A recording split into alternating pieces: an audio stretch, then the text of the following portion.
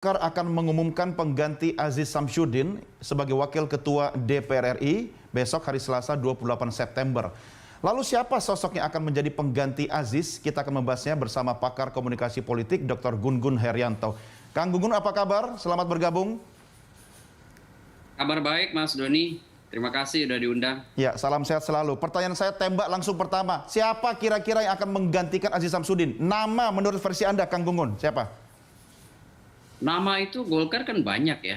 Misalnya Pak Sekjen, Pak Lodwig itu kan juga nama yang sempat kemudian menguat. Kenapa? Karena menurut saya memang begini, Mas Doni, untuk menggantikan posisi Aziz itu butuh dua kriteria. Pertama, akseptabilitasnya tinggi di internal. Ya.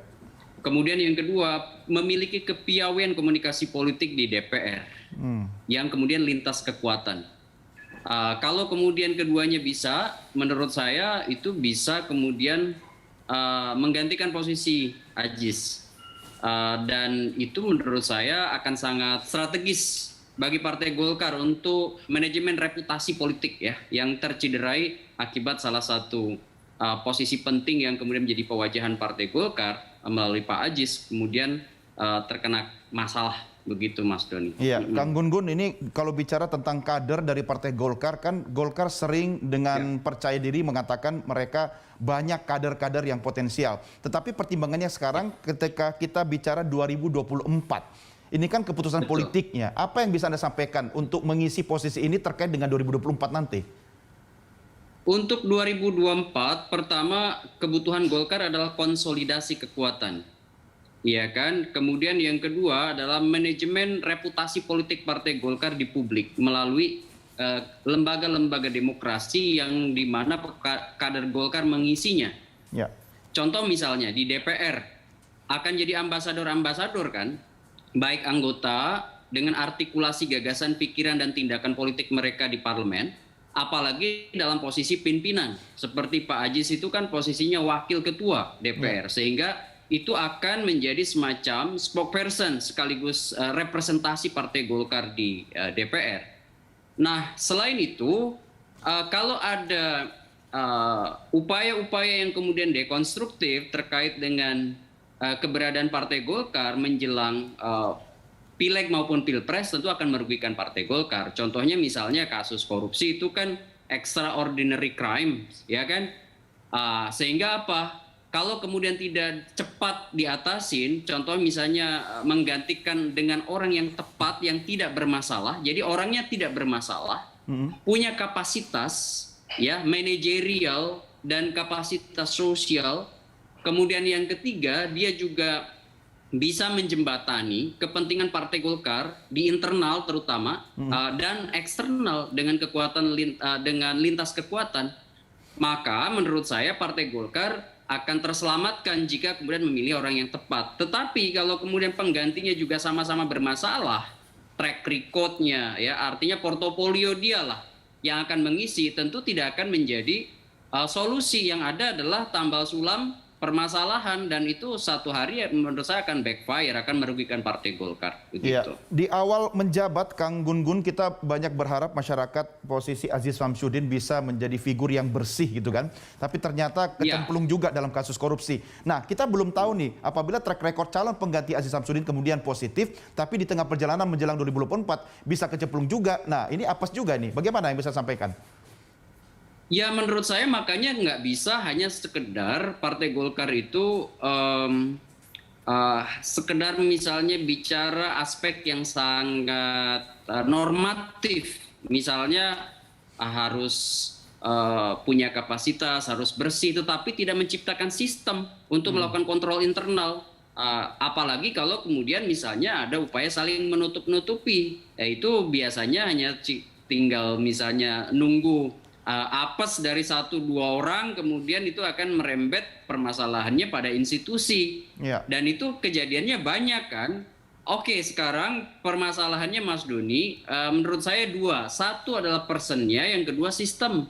Nah, kalau bicara person, kita kan nggak tahu ya orang kemudian berkolaborasi dengan siapa, baik untuk kebaikan maupun kejahatan. Tidak seluruhnya lah bisa kemudian orang tuh bisa pergerakannya bisa dikontrol, tapi harus ada menurut saya sistem Partai Golkar sendiri untuk memastikan bahwa mereka menjaga bolong-bolong potensi tindak pidana korupsi terutama yang bisa dilakukan oleh kader-kader terbaiknya yang sekarang berada dalam jabatan publik, baik itu sebagai menteri, baik itu sebagai anggota DPR, ataupun berada di struktur utama partai seperti pengurus DPP begitu.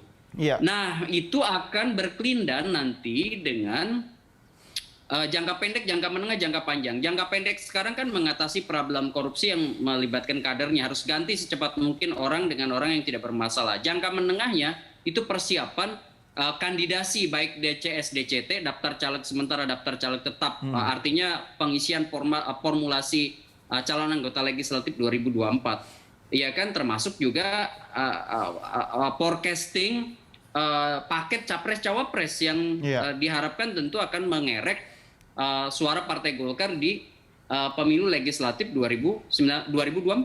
Dan yang terakhir itu yang tidak kalah pentingnya menurut saya adalah bagaimanapun Partai Golkar itu kan tidak bisa kemudian terus stagnan ya dan menurun. Kecenderungan stagnan dan menurun itu kalau kita lihat sejarah politik Partai Golkar karena konflik internal ya. Dan yang kedua tidak adanya figur yang menguatkan seperti misalnya kotel efek yang didapat oleh PDIP dari Jokowi atau kotel efek yang diperoleh Partai Gerindra dari Pak Prabowo. Iya. Nah sekarang menurut saya itu yang kemudian harus diperbaiki oleh Partai Golkar. Makanya kemudian dari awal saya lihat ada upaya memposisikan Pak Erlangga Hartarto untuk kemudian maju ke gelanggang kontestasi 2024, terutama untuk menggenjot, menjembatani kotel efek terhadap Partai Golkar menurut saya. Kang Gun-Gun, dalam kondisi seperti yang Anda sampaikan tadi, menciptakan sebuah sistem yang Anda katakan tadi itu, publik masih terngiang-ngiang dengan nama-nama seperti Setnov, Idrus Marham, dan sekarang Aziz Samsudin. Ini PR-nya makin banyak. Mampukah 2 tahun menjelang 2024 itu bisa diciptakan, Kang? Ya, menurut saya Golkar itu kan punya banyak sekali politisi dengan ragam jabatan yang diembannya sekarang sebagai penugasan dari partai ya untuk didistribusikan dan dialokasikan ke sejumlah jabatan publik. Selama memang mampu mengartikulasikan sisi-sisi positif ya di luar tentu orang bermasalah, kan sekarang Pak Aziz yang bermasalah. Ya, sebelum-sebelumnya juga tadi Mas Doni udah sangat pasti tuh menyebut beberapa nama. Nah, sekarang apakah kemudian Partai Golkar mampu tuh misalnya mengoptimalkan peran Pak Erlangga Hartarto sebagai Menko, kemudian juga apakah sejumlah orang yang kemudian sekarang berada di DPR itu mampu merepresentasikan ya kan kebutuhan Partai Golkar untuk menjadi partai yang selalu berada dalam the big three gitu ya, dalam perolehan suara di pemilu legislatif. Besar saja menurut saya nggak cukup tuh dalam arti historis. Fungsional ke depan berarti proyeksi ke depan kalau Partai Golkar mau bertahan di 3 besar atau mungkin punya mimpi untuk kembali menjadi pemenang mengalahkan PDI Perjuangan dan Gerindra, itu tidak cukup sekedar retorik, ya kan?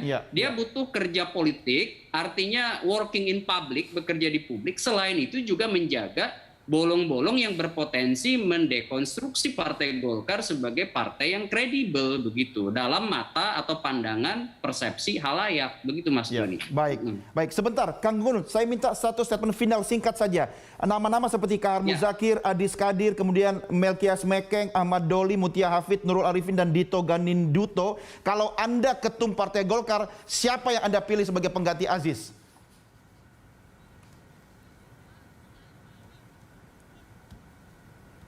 Kalau antara ketua dan sekjen dan pengalaman dan misalnya dalam administrasi kepartean sekaligus juga proses-proses yang kemudian dilalui dari nama-nama itu menurut saya posisi sekjen di atas nama-nama yang tadi begitu maksud saya ya terutama untuk momen krusial ya seperti misalnya jelang 2024. Cuman lagi-lagi itu yang tahu persis portofolio atau tidaknya, bermasalah atau tidaknya kan di internal Partai Golkar. Makanya kemudian sejumlah nama tadi termasuk Adis Kadir, Firman Subagjo mungkin atau mungkin Ledwig itu pada akhirnya Golkar harus menentukan prioritas, terutama momen strategi 2024 itu jangan sampai kemudian terciderai. Begitu Mas Doni. Baik Kang, kita sama-sama tunggu saja besok diumumkan siapa yang akhirnya mengisi posisi pengganti Aziz Samsudin. Kang Gun-Gun, terima kasih sudah bersama kami. Salam sehat selalu Kang.